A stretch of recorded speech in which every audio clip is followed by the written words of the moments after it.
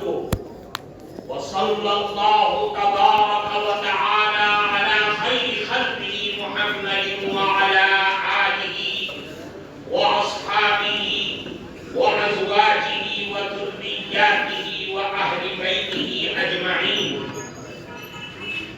أما بعد، فقد قال النبي صلى الله عليه وسلم: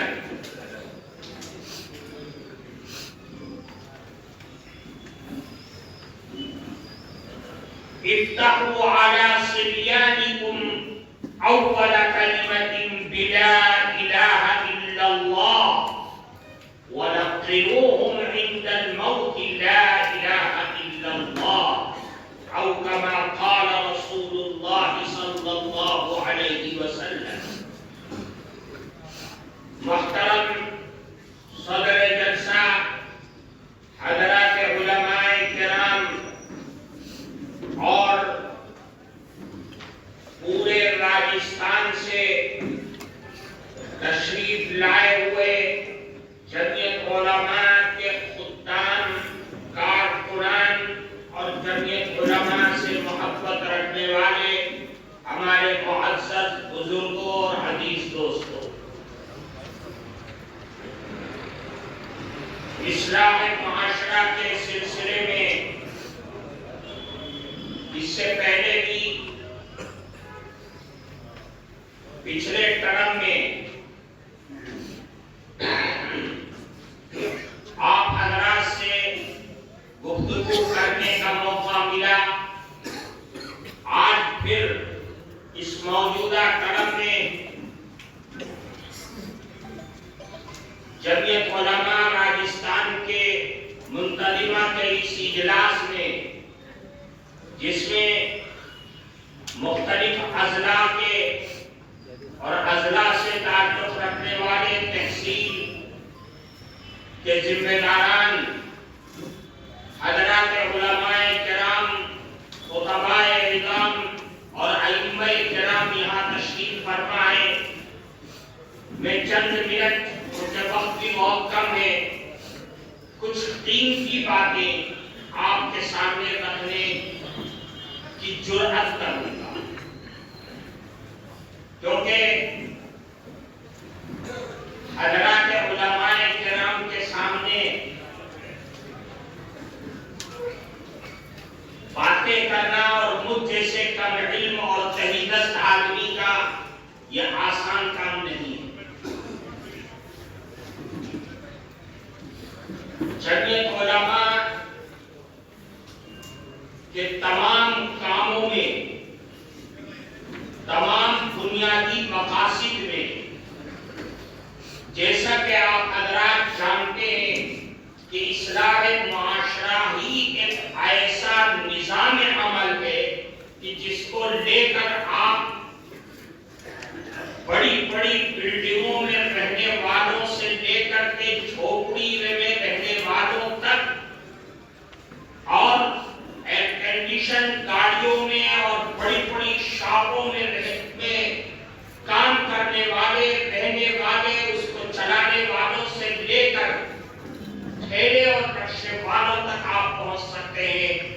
وہ کام صرف اور صرف اصلاح معاشرے کا ہے. آپ 12 مہینے اپنے پورے ٹرم کی مدت میں جمعیت علماء کو طاقت، قوت، جمعیت علماء میں زندگی پیدا کرنے کے لیے اگر آپ کے پاس کوئی کام ہے تو وہ اصلاح معاشرے کا ہے، جو اپنے اندر پوری قوت اور طاقت ہے. میں کوئی بڑی لمبی چوڑی گفتگو آپ کے سامنے کرنا نہیں ہے. میں ایک راستہ آپ کو دیتا ہوں کہ جمعیت علماء کے خدام، ورکرز، جمعیت علماء کے وہ ائمہ اور خطباء جو اپنے جلسوں میں، اپنے بیانات میں، ہر ہفتہ، ہر دن، ہر رات اپنی میٹنگوں میں عام جنتا کو اگر خطاب کرنے کا موقع ملتا ہے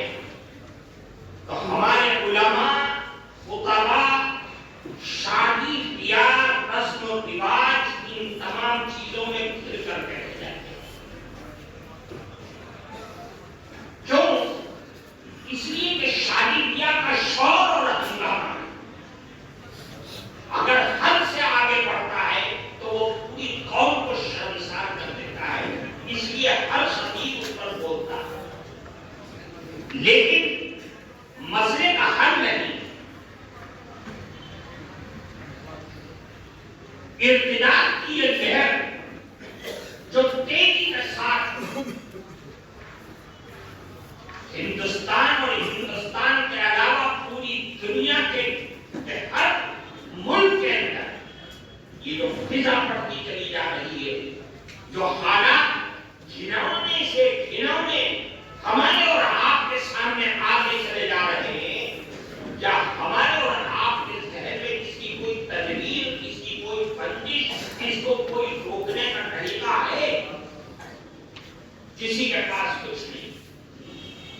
ہاں اتنا ضرور ہے کہ اگر ہمارے علاقے میں کوئی لڑکا یا لڑکی، کوئی جوان مرتد ہو کر کے دوسرے کے اس میں خطے میں چلا جاتا ہے، تو ہم اپنی یونٹوں کو تدبیر کے استعمال پر ابھارتے ہیں، طاقت کا استعمال کرتے ہیں، اس کو لا کر کے کورٹ اور کچہری کے راستے سے گھر میں بٹھا دیتے ہیں۔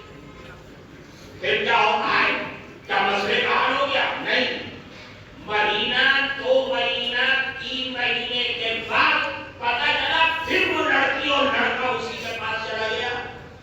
آپ جہاں سے چلے گئے پھر وہیں آ گئے۔ میرے بھائی، اس کا کوئی توڑ نہیں ہے۔ میری سمجھ میں جو سمجھتا ہوں، اگر آپ بھی اس کو سمجھنے لگے، کاش میں اپنے دل کی بات آپ تک پہنچا دوں اور آپ کے دماغ میں، آپ کے ذہن میں وہ بات اتر جائے، تو میں سمجھتا ہوں حالات آج نہیں تو کل نہیں پرسوں حالات بدلیں گے، اور کوئی ہم جس شریعت کو مانتے ہیں، جس رسول اللہ کی تعلیم کو مانتے ہیں، رسول اللہ کی مکی زندگی کے دن اور رات کو ہم سمجھتے اور پڑھتے ہیں، وہ ایسی انقلابی تعلیم ہے جس نے بڑے سے بڑے جرائم کو زمین میں دفن کر دیا۔ میں کہتا ہوں اگر ہم اس عمل پر، اس راہ پر چل کر کے اپنی قوم کو ایک عمل کی دعوت دیں گے تو انشاءاللہ نتیجہ بہترین سے بہترین آپ کے اور ہمارے سامنے آ سکتا ہے۔ وقت بہت کم ہے، میں آپ کو کیونکہ آپ پڑھے لکھے لوگ ہیں، میں آپ کو صرف کچھ باتیں عرض کروں گا، آپ انشاءاللہ سمجھ جائیں گے۔ جناب رسول اللہ صلی اللہ علیہ وسلم کی تعلیم یہ کہتی ہے کہ معاشرے میں اصلاح، سماج میں بہترائی اور امت مسلمہ کے درمیان اللہ اور اس کے نبی سے رشتوں کو مضبوط کرنے کے لیے بنیادی عمل، سب سے پہلا سینہ اور پہلی سیڑھی یہ ہے کہ آپ اپنی اولاد کی صحیح تربیت کی، اسلامی تربیت کی، شریعت کے مطابق تربیت کی، ان کو بتلائیے، ان کو سمجھائیے، ان کو سکھلائیے کہ رسول اللہ کو جن کے ہم سب غلام ہیں، ان کی تعلیم یہ ہے اور ہمیں اس طریقے سے زندگی گزارنی ہے۔ ہم اپنی عوام کو ٹریننگ دیں، ہم اپنی عوام کو یہ بتلائیں، یہ گانا بجانا، یہ بارات، یہ پٹاؤ، یہ فلانا اور یہ سب اپنی جگہ قابل اصلاح عمل ہے، دنیا کا کوئی انسان اسے انکار نہیں ہوتا ہے، لیکن ہم یہ بتلائیں ان کو کہ تیرے ہاں اولاد ہوگی، اللہ اولاد دے گا۔ سن، اللہ کے نبی فرماتے ہیں کہ یہ اولاد امانت کی دے گا۔ ماں اور باپ کے لیے ایسی امانت ہے کہ اگر آج تو نے اس میں کوتاہی کر دیا تو یاد رکھ ساری زندگی بھگتے گا، سماج کا ہر انسان اس کو بھگتے گا اگر اسلام میں کوئی کمی نہیں۔ اللہ کے نبی اب اس کی تعلیم اور تربیت اور اس کی اسلامی تربیت کی طرف قدم بڑھاتے ہیں۔ فرماتے ہیں اللہ کے نبی نے فرمایا تیرے ہاں سب سے پہلے اولاد ہوئی ہے تو اب تیرا عمل شروع ہوتا ہے کہ اس کے دائیں کان میں اذان اور بائیں کان میں تکبیر ہے۔ کیا چیزیں بچہ سمجھتا نہیں، جانتا نہیں. آپ کہہ رہے ہیں کہ کلمہ کے اذان اور تکبیر اس کے کان میں ڈال دو، کیا مطلب ہوتا ہے اس کا؟ اللہ کے نبی جناب رسول اللہ صلی اللہ علیہ وسلم کی یہ تعلیم ہے. ائمہ، محدثین، مفسرین اس کے بہت سارے مطالب بیان فرماتے ہیں. اس میں سب سے بنیادی چیز یہ ہے جس کو علماء اور محدثین نے بتایا کہ غیر شعوری حالت میں بچے کے کان میں اذان اور تکبیر کہنے کا عمل یہ اس احساس کو یاد دلا رہا ہے کہ جو تو نے عہد الست میں اللہ کی وحدانیت کا اقرار کیا تھا، آج اس لا الہ الا اللہ کی صدائی اس کے کان میں پہنچا کر کے دل میں وحدانیت اور رسول اللہ کی رسالت کا بیج ڈالے. اب جب بیج اس کے دل میں پڑ جائے گا، جس کو یہ بچہ نہیں سمجھتا نہ جانتا ہے، یہ بیج جب دل کے اندر پڑے گا تو اپنے تمام بالوں پر کے ساتھ، اپنے تمام شاخاؤں کے ساتھ اس کی زندگی میں گاہے بگاہے پھل پھولتا ہوا جب وہ درخت بن کر کے پیدا ہوگا اور اس کے پھل سامنے آئیں گے تو یہ لا الہ الا اللہ اور اذان و تکبیر کا بیج ہی کام دے گا. یہ رسول اللہ کی تعلیم ہے. حضرت حسن رضی اللہ تعالی عنہ آپ سے روایت ہے، فرماتے ہیں کہ دائیں کان میں اذان اور بائیں کان میں تکبیر کہو. جو شریعت کی اور اسلامی تعلیم کی اس میں لاجک ہے وہ یہ ہے کہ لم یضرہ ام الصبیان، تیرے بچے کو ام الصبیان سے نقصان نہیں پہنچے گا اگر لا الہ الا اللہ اور اشہد ان لا الہ الا اللہ کی صدائیں اس کے اندر ہوئی. شریعت کی تعلیم ہے. ہم نہیں بتاتے، ہم اس کی تعلیم نہیں دیتے. کون دیتا ہے مسجد میں اس کی تعلیم؟ اور 70% اور 60% کے قریب مسلم آبادیوں کا یہ حال ہے ہماری کہ وہ اذان اور تکبیر خود بھی کہنا نہیں جانتے ہیں اور ان کے پاس موقع بھی نہیں رہتا، اس کی اہمیت کو نہیں سمجھتے. میں سمجھتا ہوں کہ آپ میں سے کوئی آدمی اس کا انکار نہیں کر سکتا. کیوں؟ اس لیے کہ آج ہمارے یہاں بچے گھر میں نہیں ہاسپٹل میں دیکھتے ہیں، وہاں جنم ہو رہا ہے. اور اب کی صورت حال یہ کہ بچہ پیدا ہوا سانس سوکھ کر کے نہ ماں نے دیکھا ہے نہ باپ نے دیکھا. ڈاکٹر نہیں آتی کہتی ہے بچے کے دل کی دھڑکن صحیح نہیں، اس کو آکسیجن روم میں بھیجنا پڑے گا. وہیں سے بچہ اٹھایا آکسیجن روم میں بھیج دیا. اب کیا ہوا؟ نہ ماں نے دیکھا نہ باپ نے دیکھا. شیشے کے اندر سے دیکھ رہے ہیں، قریب جانے کی اجازت نہیں ہے. یہاں لڈو بڑھ گئے، سب نے کھا لیا، خوشیاں منا لی، اعزاء رشتے دار اپنے گھر کو چلے گئے. 6 دن 7 دن 8 دن 7 دن کے بعد بچہ آتا ہے، نہ اذان نہیں نہ تکبیر. ختم ہو گئی کہانی. ارے بھائی جب بیج ہی نہیں ڈالا ہے تو کس پھل کے تم منتظر ہو؟ کس شاخ کے سائے کا تم انتظار کر رہے ہو؟ وہ تو وہی کرے گا جو دنیا والوں کے سامنے حالات آ رہے ہیں. اور آگے اللہ کے نبی نے فرمایا 7ویں دن عقیقہ کرو، اچھا سے اچھا نام رکھو، انبیاء کرام کا نام رکھو، عبداللہ عبدالرحمن کر کے نام رکھو. معنی جس کا اچھا اور بہترین ہو وہ معنی کا نام رکھو. کیوں؟ اس لیے کہ قیامت کے دن تم اسی نام سے بلائے جاؤ. تمہارا بھی نام اور تمہارے باپ کا نام لے کر کے بلایا جائے گا. اب دیکھو ان دونوں عملوں کے درمیان عقیقہ اور نام اللہ کے نبی کی ایک سنت کہہ لیجیے، مستحب عمل تحریک. کون کرتا ہے؟ کہاں ہوتی ہے تحریک؟ نیک سارے آدمی سے چھوارا کھجور یا مٹھائی یا کوئی ایسی چیز چکوا کر کے بچے کے تالو میں اس کے جبڑے میں لگا دو.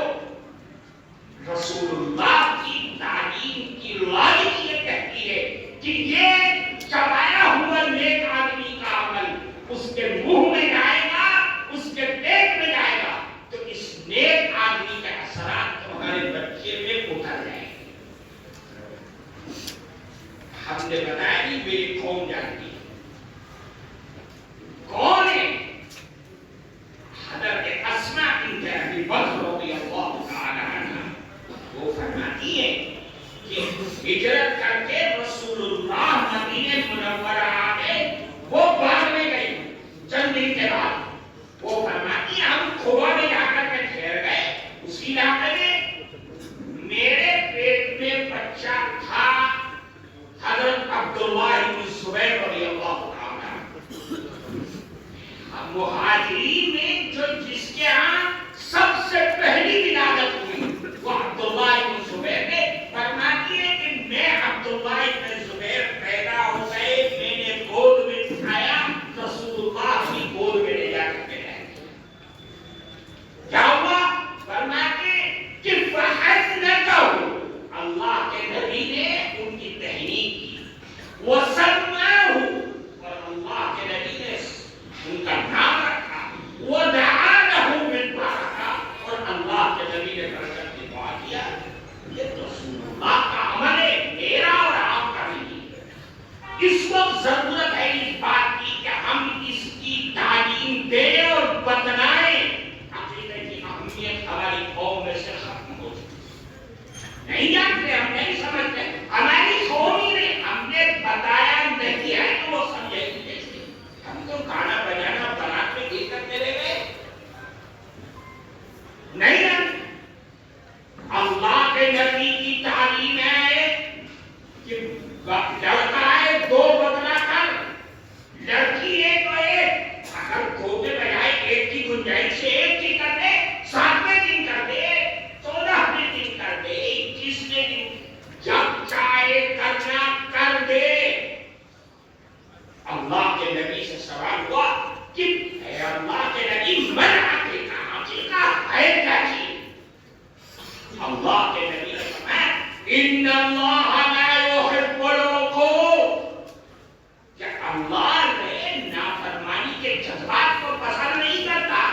اگر تم نے عقیقہ نہ کرایا، چھوڑ دیا، تو اس بچے کے دل و دماغ میں ماں باپ کی طرف سے نافرمانی کے جذبات پیدا ہونے کے کبھی اندیشے اور پیدا ہوں گے۔ رسول اللہ کی چیز کا اظہار کر رہے، میری اور آپ کی کیا حیثیت ہے؟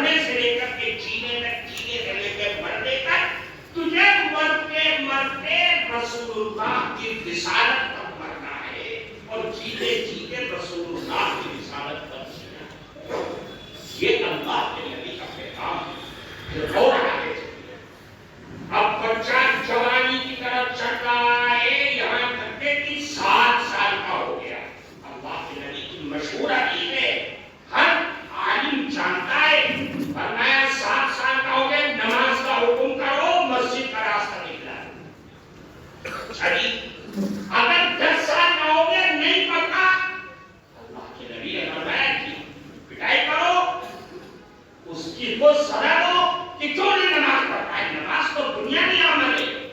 نماز نہیں پڑھا اس نے، اس کا مطلب یہ کہ وہ نماز کا عادی نہیں ہے. وہ اپنے ذمے فرض ہونے والی نماز نہیں پڑھتا ہے. تو آپ کے جنازے کی نماز آپ کے اولاد کیسے پڑھتی؟ نہیں پڑھ سکتی. حالات یہ نہیں پڑھتے. بے شمار واقعات میں ادھر جانا نہیں. پھر ایک جملہ اسی حدیث کے اندر ایک اور ہے جس کو ہم سب چھپا دیتے ہیں. اللہ کے نبی نے تیسرا جملہ فرمایا کہ ان بچوں اور بچیوں کا بستر الگ کر دو.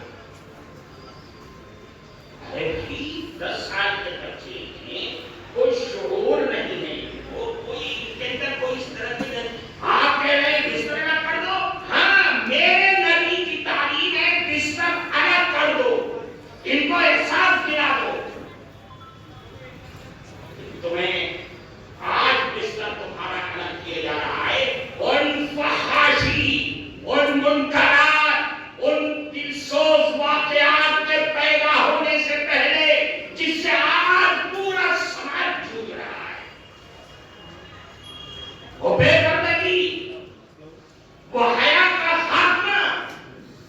ہم نے رسول اللہ کی تعلیم کو چھوڑا. ان فحش اور منکرات نے ہمارے چاروں طرف سے ہم کو گھیر کر رکھا.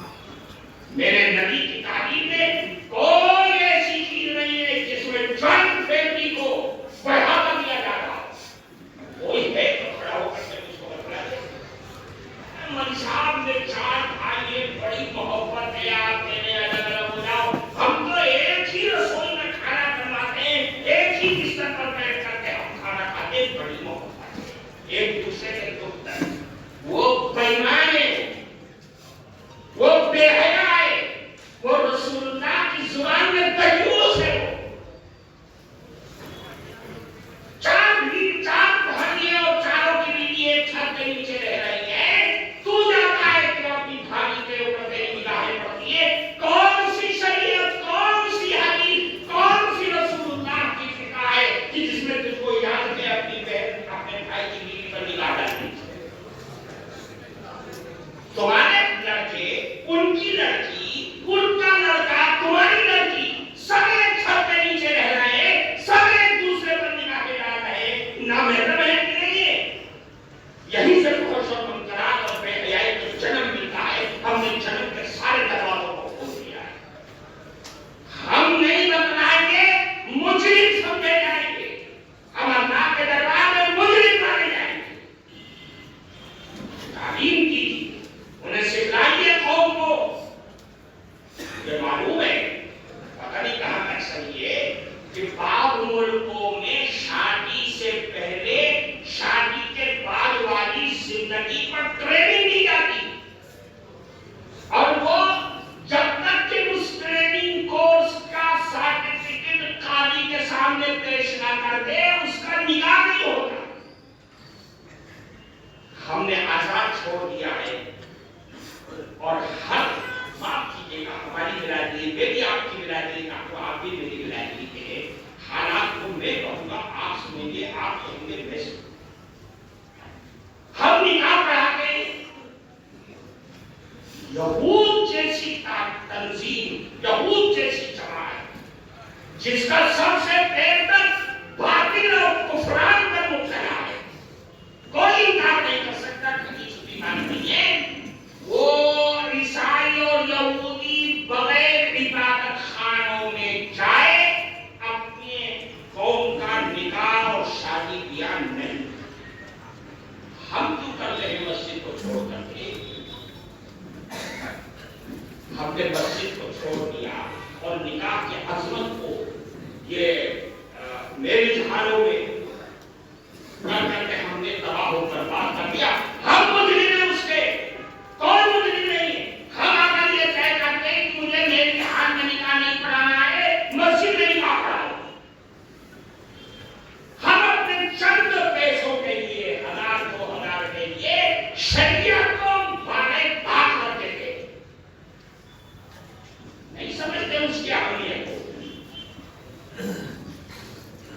رسول اللہ کی تعلیم کو پکڑنا ایک بنیادی آپ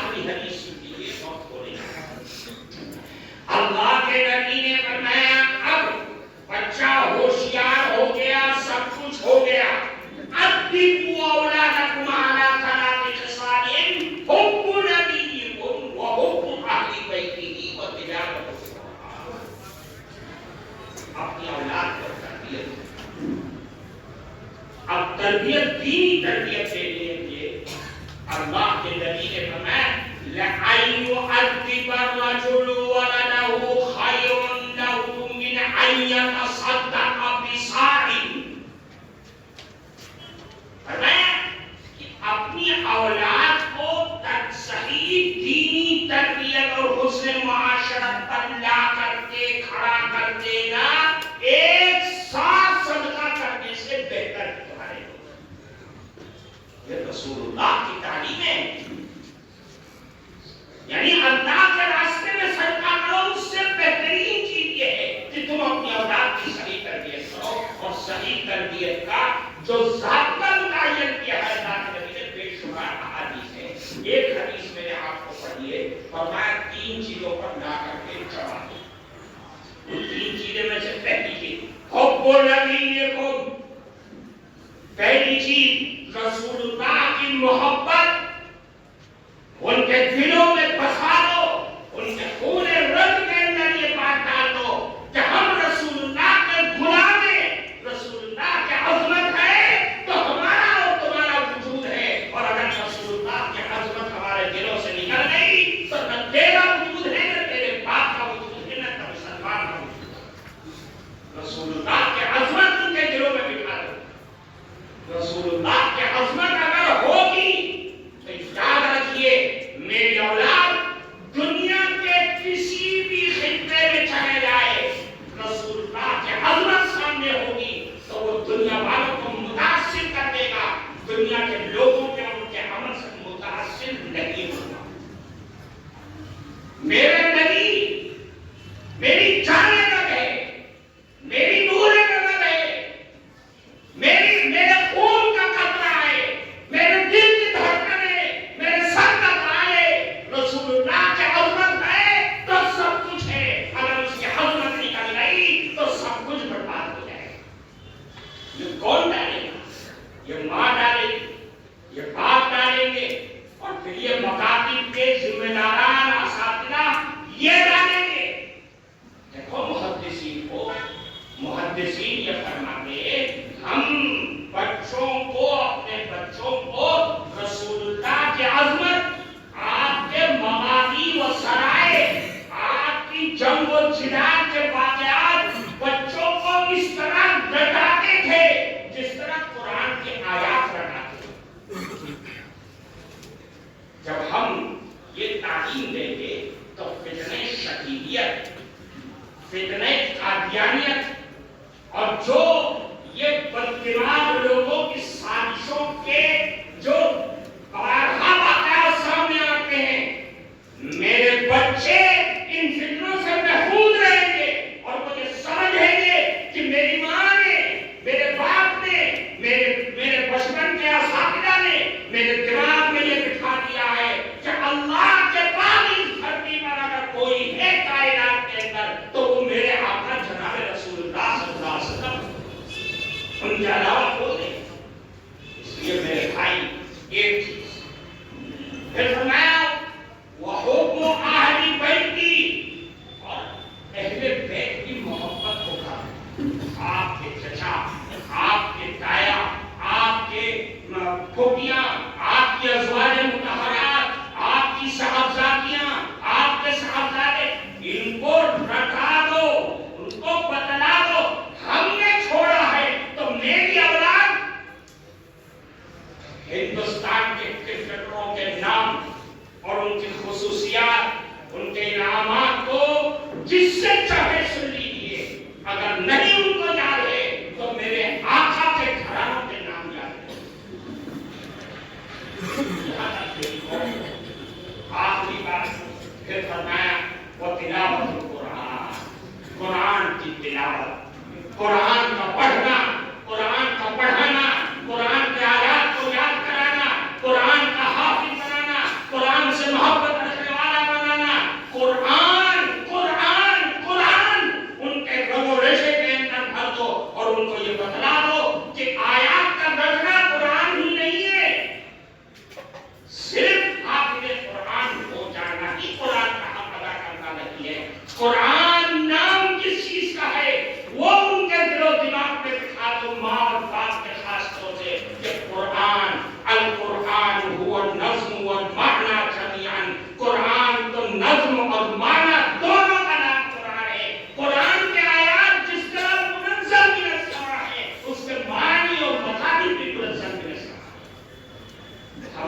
ہم نے قرآن کر کے چھوڑ دیا، لوگوں کو بتلایا ہی نہیں ہے، کہنے کا آدھا کام ہوا ہے۔ ہم نے بھی مسائل کھا دی، ان کے ماں باپ کے تحفے قبول کر دیے، میرا بچہ میرا شاگرد امام بن گیا، بہت خوش ہو رہے۔ ارے آدھا ہوا ہے، اسے یہی نہیں معلوم کہ سود حرام ہے، اسے یہ نہیں معلوم کہ غیبت اور جھوٹ حرام ہے، بےایمانی اور رشوت لینا حرام ہے، اسے یہ معلوم نہیں جھوٹی گواہی دینا ماں باپ کے، کچھ نہیں جانتا وہ۔ رسول اللہ نے فرمایا وہ نہیں معلوم ہے اس کو۔ اس لیے میرے بھائیوں، بات بہت بڑی اور زیادہ تھی، گفتگو کرتا میں آپ سے موقع نہیں ہے، یاد زندہ صحبت کا پھر ملے گا۔